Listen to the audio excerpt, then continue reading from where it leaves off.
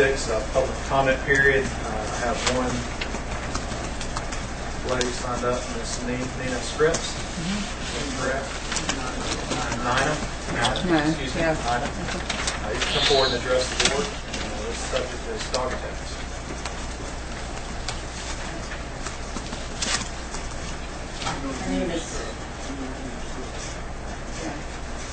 My name is Nina Scripps, and I live in Holly Springs Community out on Henderson Road. I live by myself.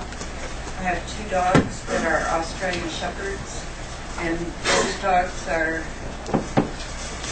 Close it out. Start over. Yeah. Hold it down.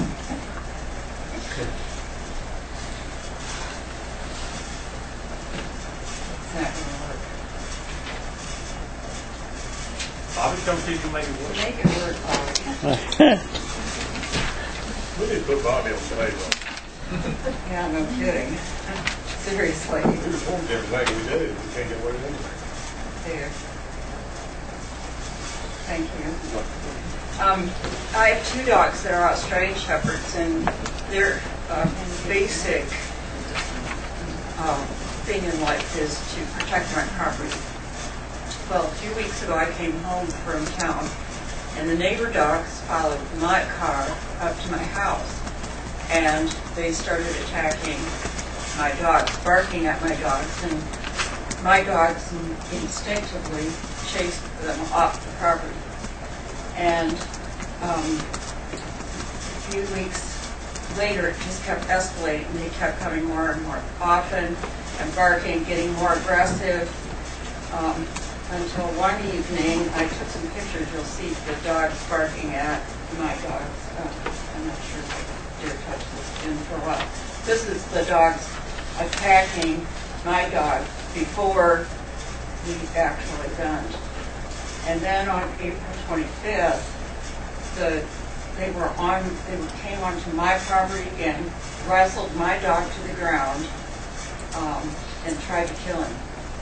And I couldn't get the dog separated at all. I couldn't. I was horrified. I was traumatized.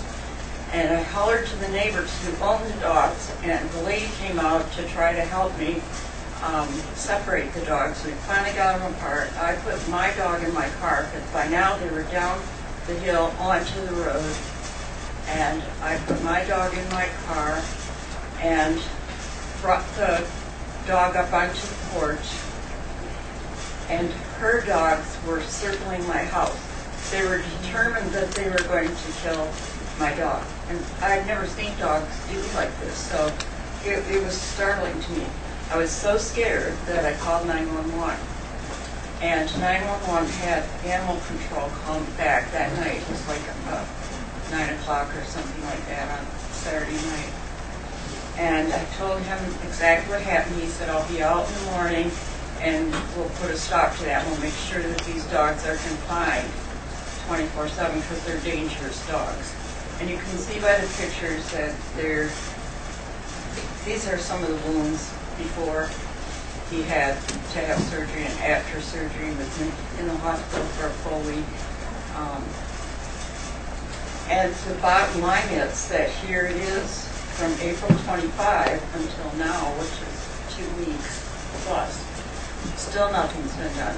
I've gone out in control and talked to them a few times, took them actual photographs of these same pictures, and they assured me several times that they would be out to stop the situation. They told me that they had to have a letter, that they sent registered letter to the people that own the dogs, and that they haven't gotten that letter back yet to say that the people had gotten the letter.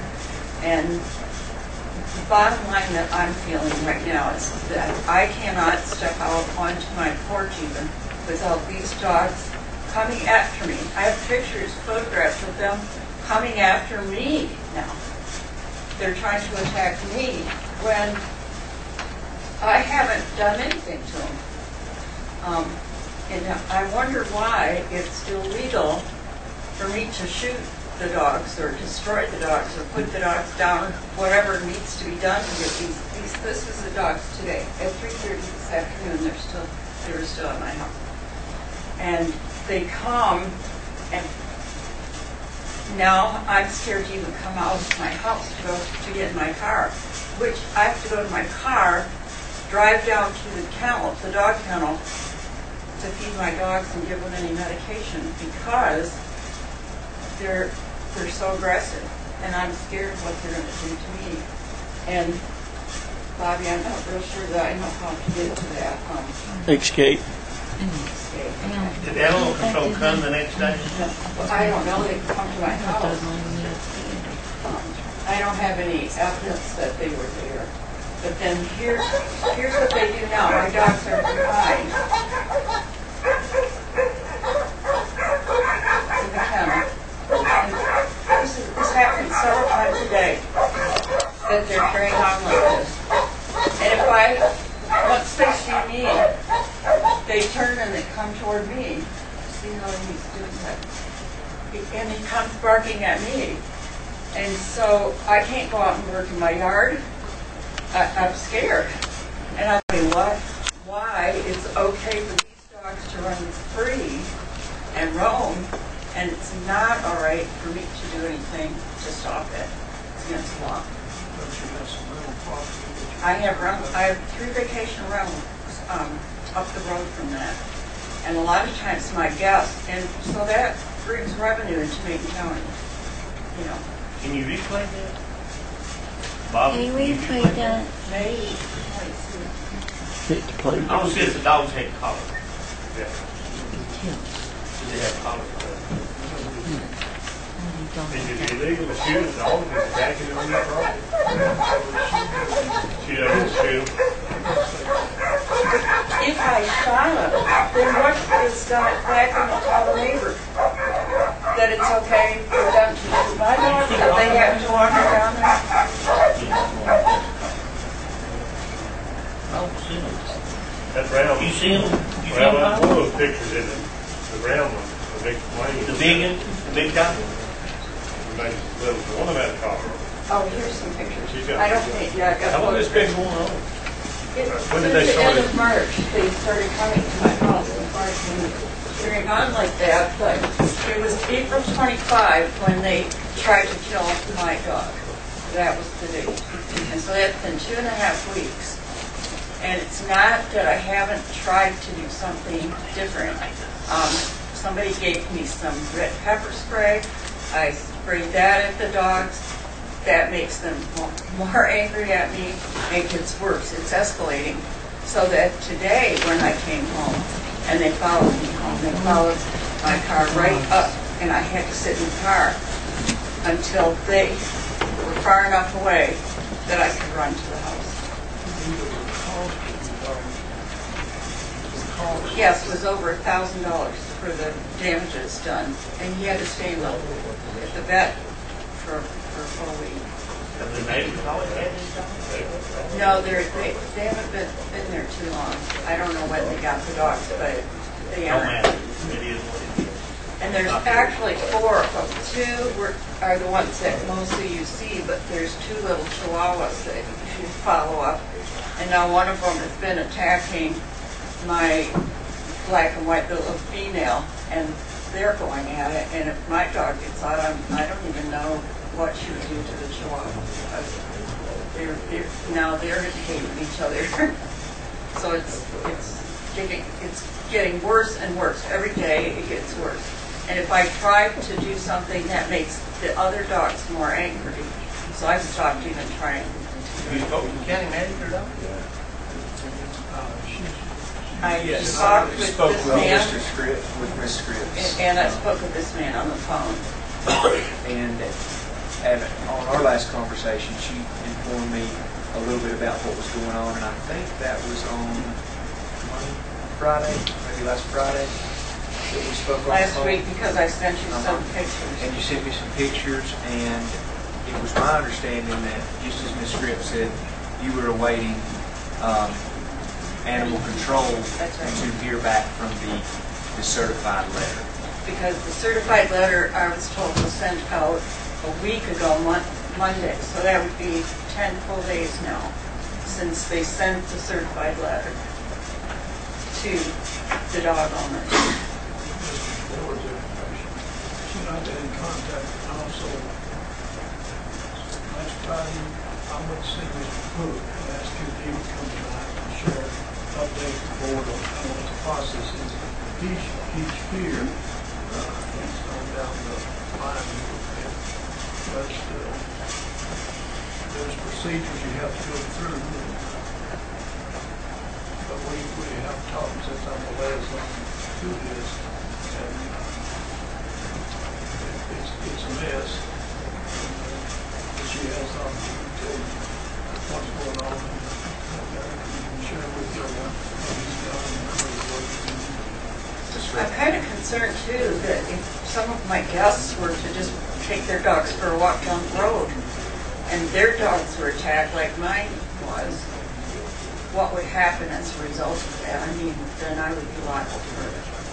I don't even know what. I don't want to go there. Ms. Fritz, thank you Okay. for your time. We're going to be discussing this probably. It won't be long. It's just 3 more items down. What do I do now? Escape, but just do it. Just stay with us. X out. Yeah, okay. Great, thanks. Is there anyone else here tonight that would like to address the board under our public comment period? If not, we'll move on forward. Item number 7, adjustments to and approval of the agenda. Any adjustments? Mr. Chairman, a couple of things we'd like to put on. One, Chairman and Ms. Corbin had asked for an update on the 1-month update on the nuisance noise ordinance. We did under item 8D. I have that from the sheriff, and also the county manager and I will give a very short report on the county assembly day and what we saw. We'll make that.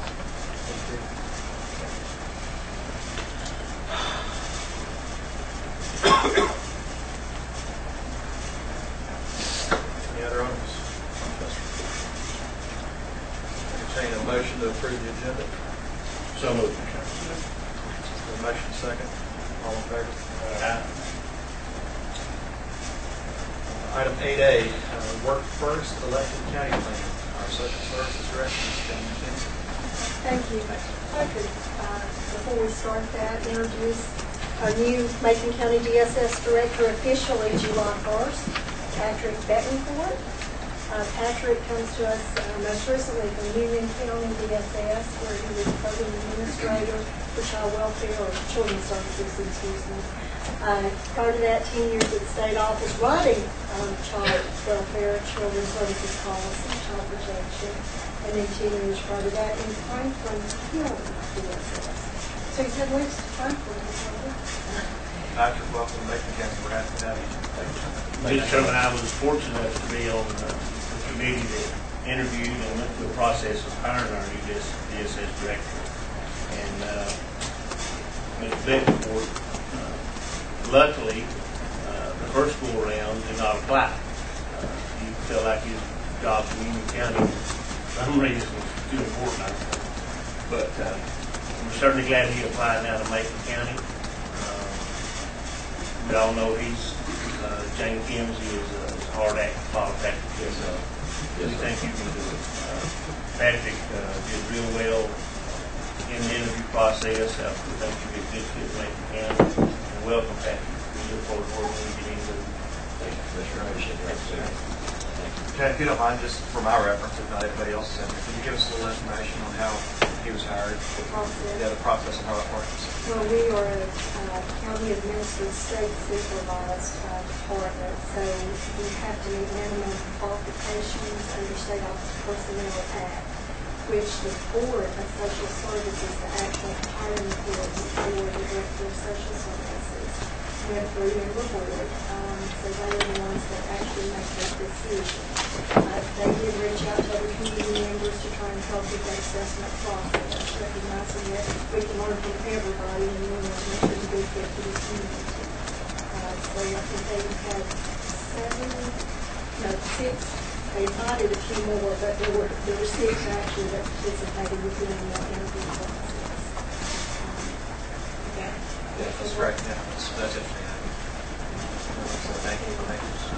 Again, Patrick, welcome, and this board's here to help you, so hesitate at all to reach out and ask questions.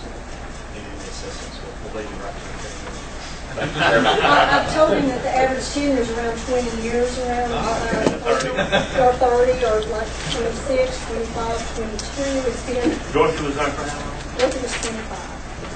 I'm 26, and then Elvis Clark is 22. 27? Yeah, you got a goal there. There you go. Thank you. Thanks. Welcome. Thank you. Okay, I'm back before you about the Workforce Electing County Plan. We came in September and presented that plan to you. It's for the federal fiscal year of starting July 1 of 2016 through 2009. And you did approve the plan. We submitted that to the state office. They reviewed it, and we got back their list of recommendations, clarifications. So we have taken those. Basically, most were clarifications, elaborations. There was one particular area, and I think I alluded to it when I came in September. Anything that deviates from the NC FAST system, our automation, I know Ronnie loves this, our automation system with the eligibility determination, we have just now taken the Work First program into that, into the NC FAST. So anything that deviated from that computerized electronic system had to be modified to comply. So we have adopted all of the state standard eligibility rules to comply with the NC FAST system. So that in particular we had to modify our job quit penalty, our kinship role definitions, how we define a family, and then how we count income. And if you would like, I can detail it all. We can go through each one. I know you're real anxious to do that, but bottom line is we are just complying with what the state standard plan is for the areas that need to be in the NC FAST system. So How many of us are left? there's 7 of us left. There's 7 counties, which originally I thought we would not be able to continue as electing county, but when we talked with the state office, they have advised us how to do that so we can continue. And we get $183,000 of tenant cash savings to reinvest. And we've used that primarily for child welfare, child protection services, paying for staff, or Northwood's electronic case management system, document management system. So we used it to enhance our service delivery. We were one of the first elected counties, and we never did understand why everybody expected it. I mean, we really don't understand that they count all the income in the household, basically. That's one of the highest. We used to. We can't now. We still should. I know, we can't now because we're in NC FAST. But we were one of the first without having to go on James Ford when we started. Yes, sir. So work first, and then the state was looking for a way to really save money. And temporary assistance for needy families, money, TANF money, is used very wisely in this department.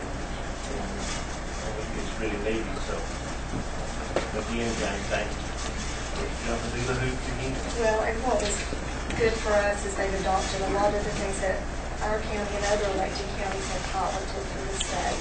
So like pay after performance, some of the things that have been put in place are now in the state standard plan. So we like to be pilots and pioneers. And Ms. Tremaine said, James Kennedy was one of the piloted this thing a long time ago. I'm old. And why 7 counties, I just never could understand that. Do you need a motion, Jane? What do you I do. We need a motion. And let me say the Welfare Reform Planning Committee has reviewed and recommended these changes to you, the full board. So, yes, we do need a motion. Someone I'll make a motion to accept the work for the plans presented by the DSS director. Second. Commissioner Bigler, further discussion? All in favor? Aye. Okay. Thank you very much. I'd like to read that. Do you want to read it? Okay. Thank you. Appreciate it. Item 8B on our agenda, transfer of construction authorization permits. Macon County Public Health Directions, Jim Brock. Welcome, Jim. and Commissioners. I was asked tonight to come and speak about a permit issue that we're having at the Health Department and a fee. Basically, in December of 2014, the Division of Environmental Health, in collaboration with the Attorney General's Office, put out an official position statement which made authorization to construct permits for septic systems invalid if the property changed hands, even though the permit may be good for 3 to 5 years, or it's a 5-year permit when it's issued. Because the permit's made invalid, the transfer of the property to the new owner must make application, pay a $500 fee, and local environmental health staff have to conduct a field evaluation and issue a permit for that piece of property, even if the permit from the original owner had expired. That's for 2 or 3 bedrooms. 2 or 3 bedrooms. 4 bedrooms. $1,000.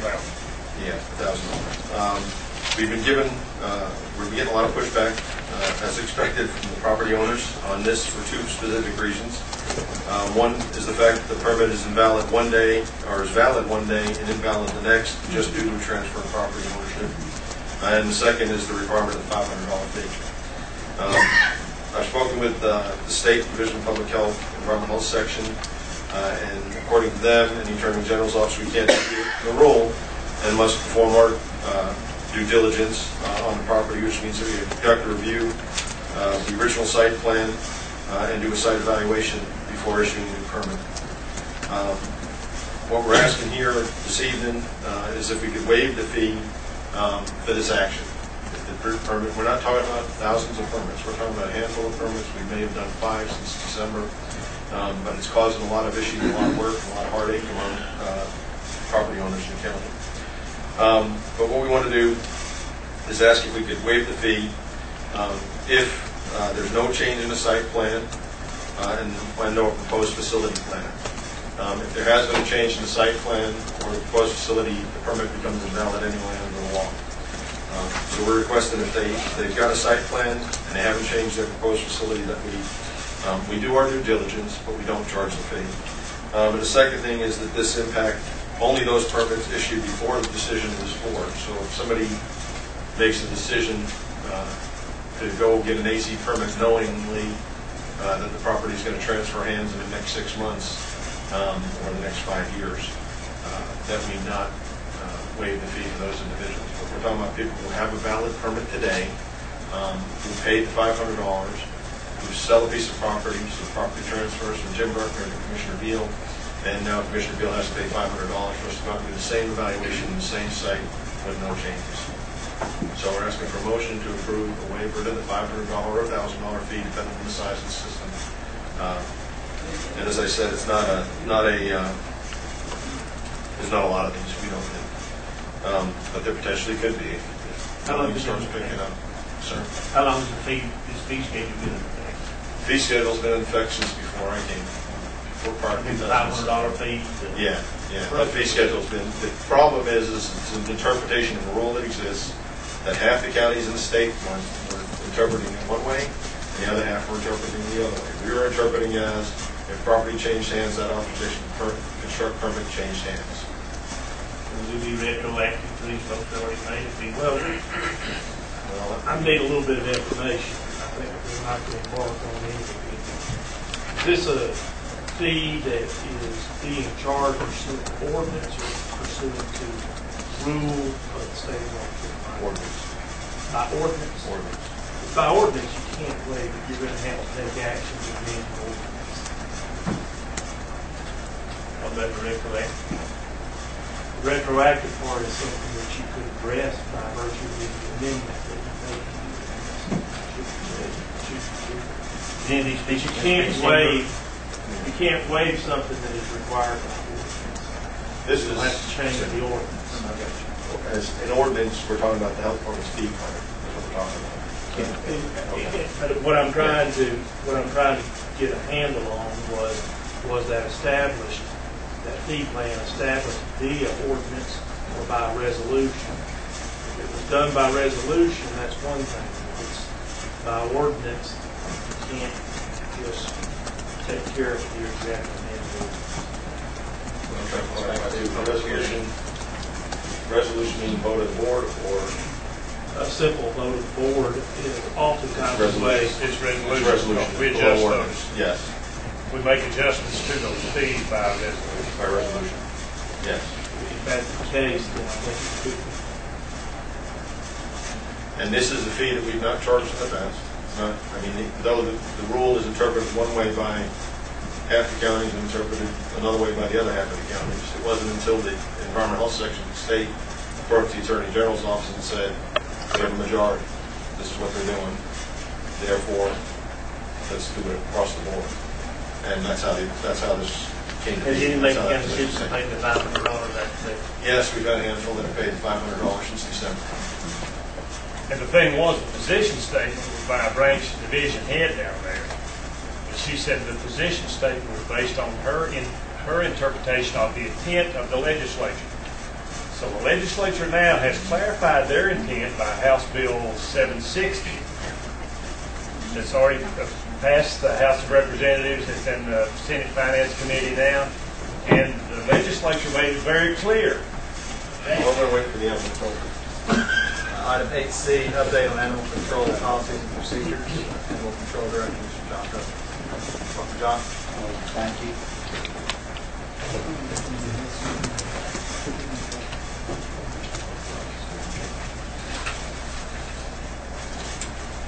I was listening to Mrs. Scribbs complain, and she was in, we did receive a complaint on the 25th, and my officer went out, investigated it, came back to me. We sent a letter out dated 30 April, certified letter addressed to Jim Leopard, the owner of these dogs. What day of the week is the 25th? It was a Saturday, Or Sunday, Monday? and then we investigated, had to get all the names of these dogs so we know which ones to deem potentially dangerous. So we got a letter here, we sent a certified letter to Mr. Ledford, and it states, the Macon County Animal Control has received a complaint citing an incident involving your animals. A female black and tan German Shepherd dog named Susie, a male blue tick Basset Hound mix dog named Blue. Under North Carolina General Statute 67, Article 1A, your animals are deemed potentially dangerous because of the following reasons. And we've got the check mark here, the reason why we deem them potentially dangerous is inflicting injury upon a domesticated animal when not on the owner's real property. This letter is to notify you that you are to comply with the requirements of North Carolina GS 67, which states it is unlawful for an owner to leave the dangerous dog unattended on the owner's real property unless the animal is confined indoors and is securely enclosed and locked pen or in another structure designed to restrain the animal. The owner of a dangerous animal can face both criminal and civil penalties. Permit a dangerous animal to go beyond the owner's real property unless the animal is leashed and muzzled or otherwise securely restrained and muzzled. So they can walk this dog down as long as it's leashed and muzzled.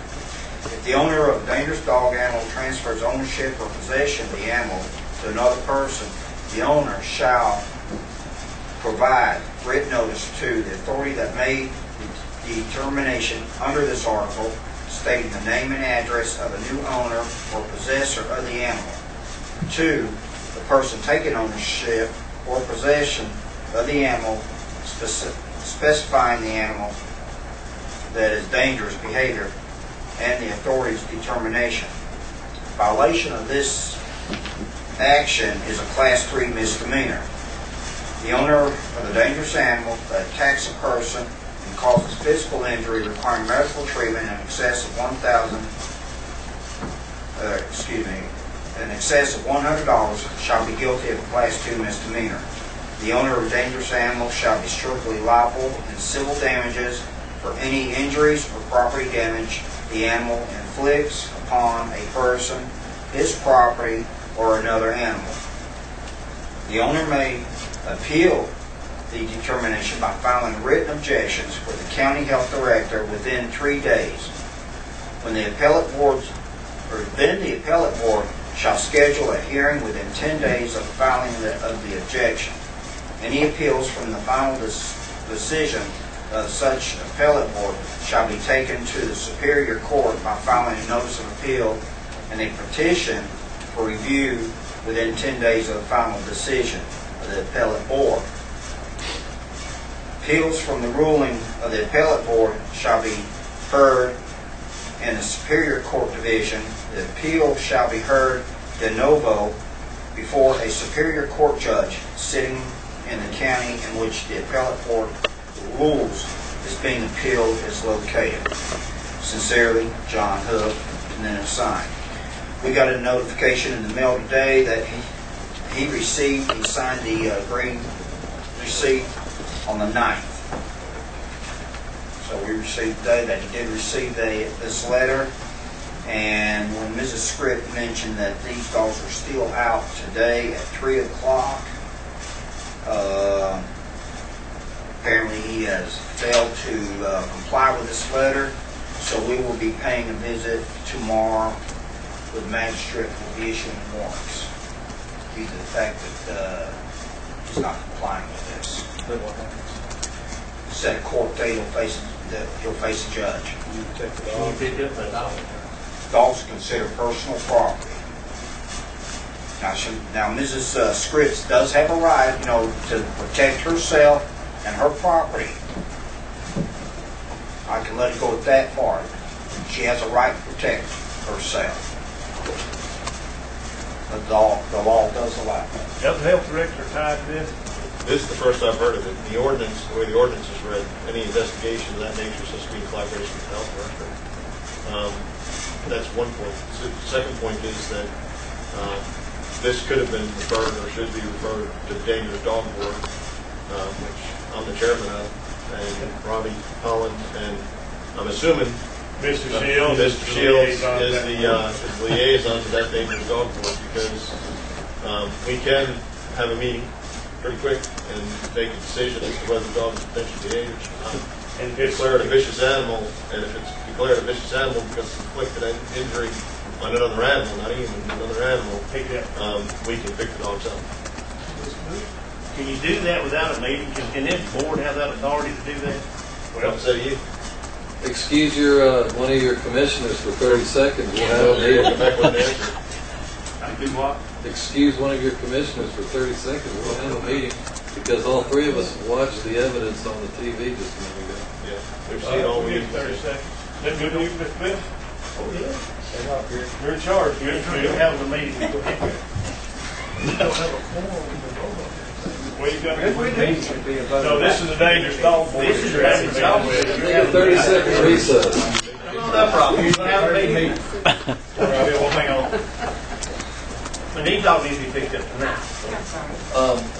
Absolutely. They're shot. The reality of it is, and I want to be careful because we've got to be careful when we tell somebody to shoot somebody's dog, because of the fact that if you look at those dogs, there's no way that those dogs are going to kill those dogs. Is it right? Absolutely not. It's not right that they're on her property.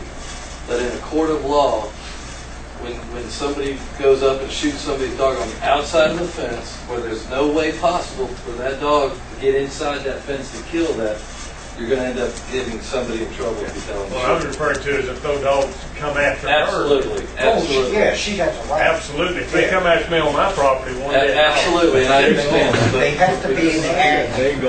We just have to be careful when we tell people Enough for them to come after. Yeah, it's got to be coming. But she feels threatened, not just for her dog, but I express personal fear. John, I wasn't referred by process the way it should have been.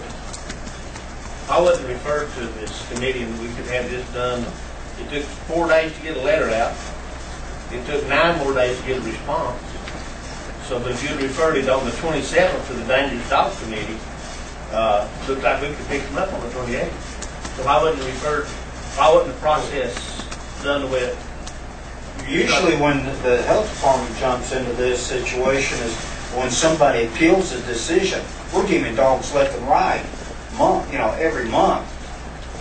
And Dangerous dog? yes, sir. Because somebody's dog has gone off over real property and attacked a neighbor's dog, we deem it dangerous, and that's it. They can find the dog.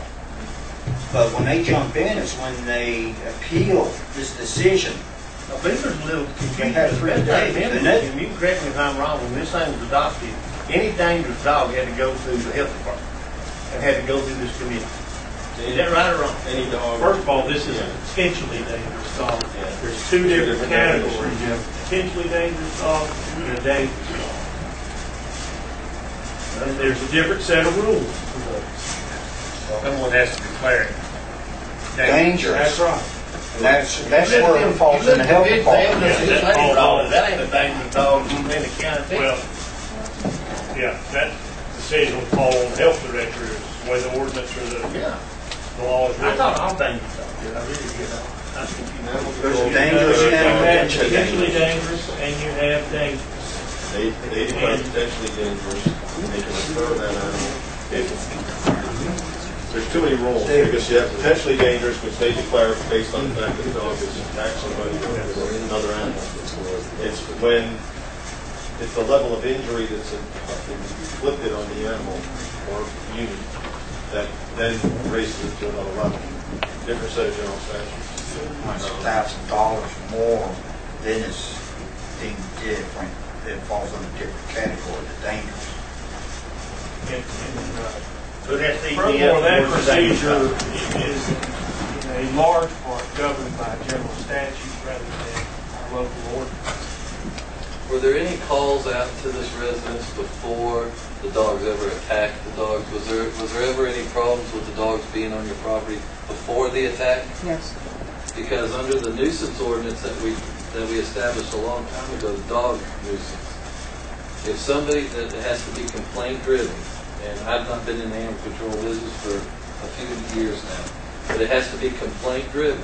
If an individual has a right to not have a dog, if I have no dogs on my property, the reason we got that passed is if I have no dogs on my property and don't want any dogs, I have a right to have that freedom.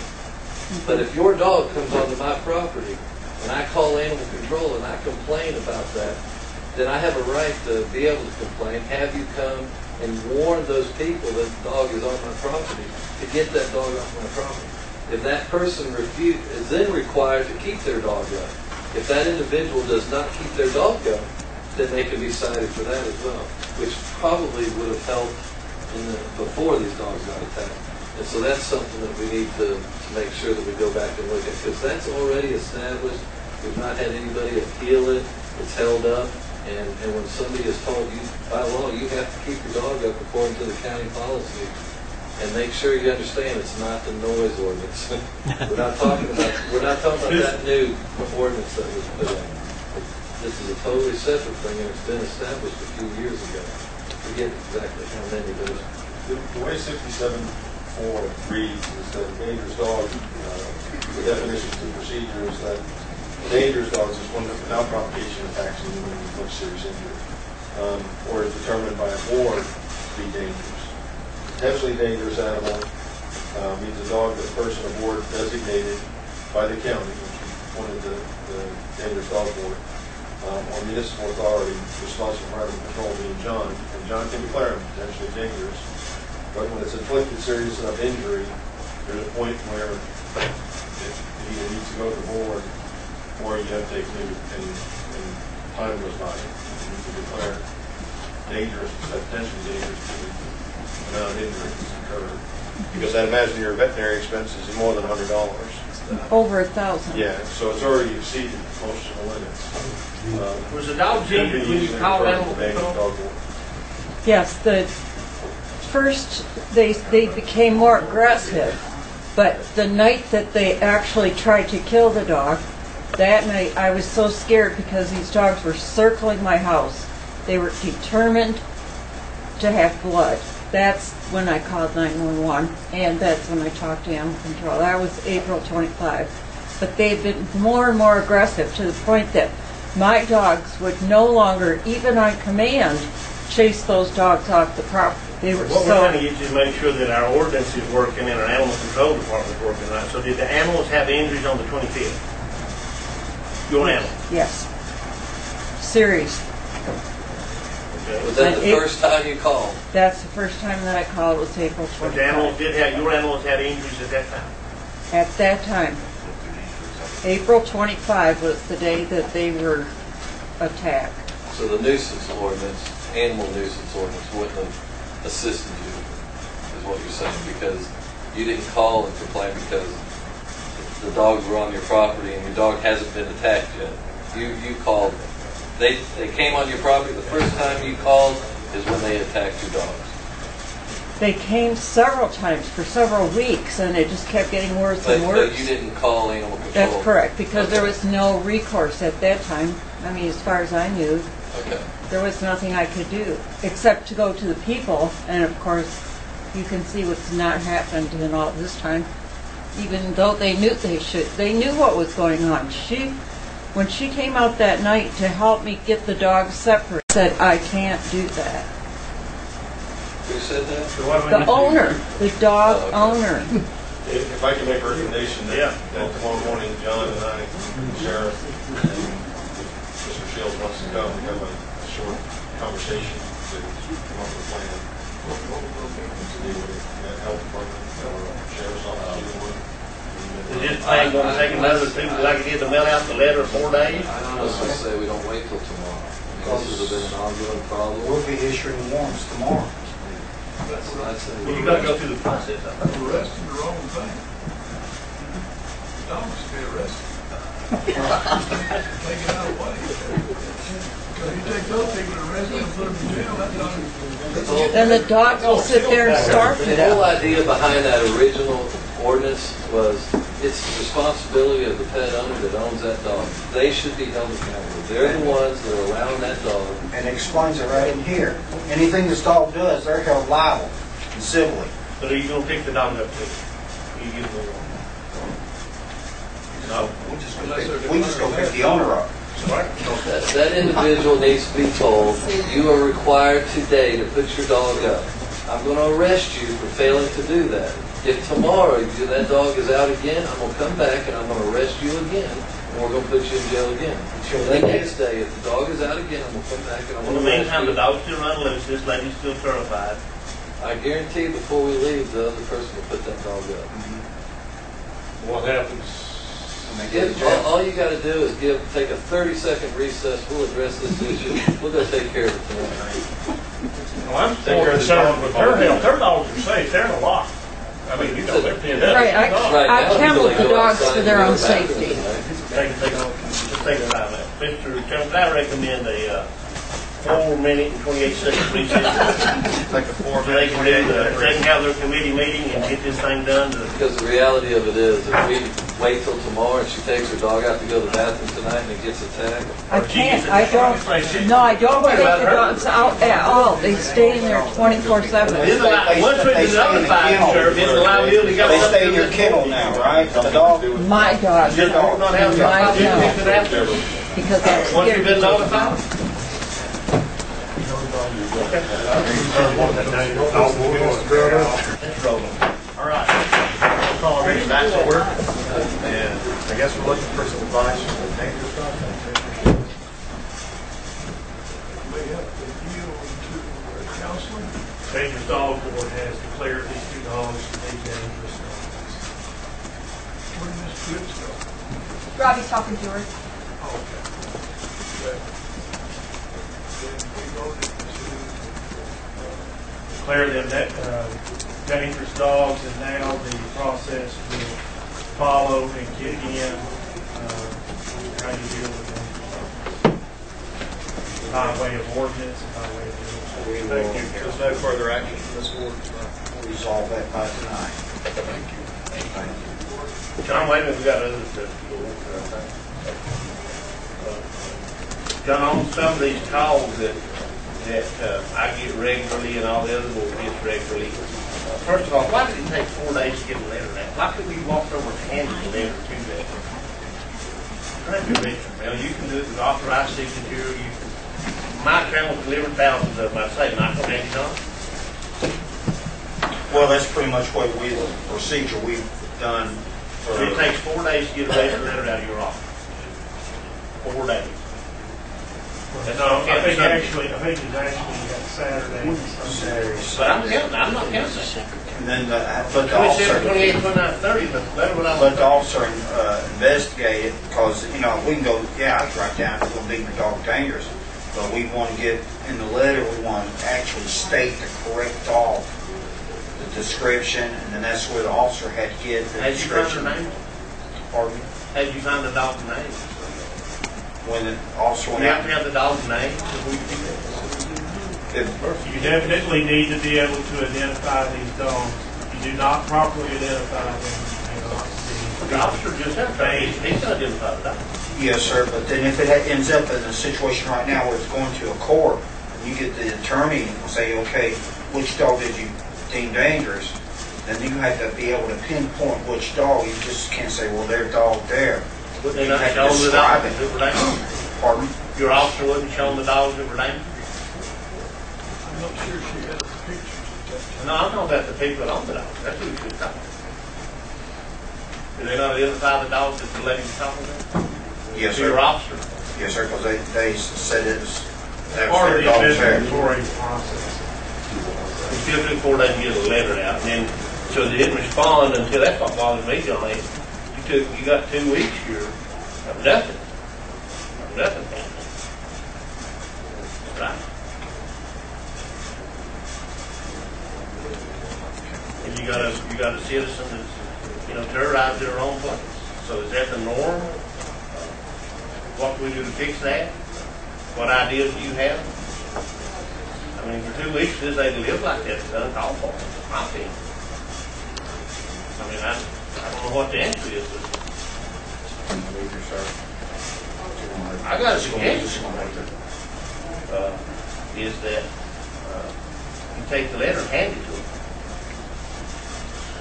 That would be one thing. It saves you $17 too. You can do that. I mean, that, you know, anything to move the process on to help the citizens. And the callbacks that you know, that, I don't know, I've sent you text messages and called you several times that people have called me. What is the callback policy improvement? You know, we get a lot of complaints from that. Lots of them. Yes, sir, I understand that. And are there any steps being taken to improve the service to help these folks? We're trying to do what we can. You document every call, John? You document every case? Pretty much, yes, sir. When we get a call in, if it's a stray, if it's a nuisance, we have a sheet, we document it, get the people. Every call the officer goes on, you document it. Yes, sir. And just to give you some figures right now, April, which we started trying to get we average 18 calls a day, and then consist of people calling in, strays, nuisance, complaints, whatever. And then we average 14 walk-ins. And then well, pretty much the same. Somebody will stop by and say, okay, I want to complain, I've got a stray. Or they bring in a stray to us. Or they want to come in and adopt an animal. Who does the call back testimony?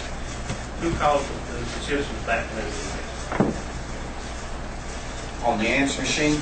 Well, okay, so they fill out, we get to pay the name, phone number, we call them, you know, if it's stray, and then we call them. Whatever officer that's assigned to the worksheet. Well, if it's a stray, we'll go out and pick up the stray. If it's a nuisance, we'll go take care of the nuisance.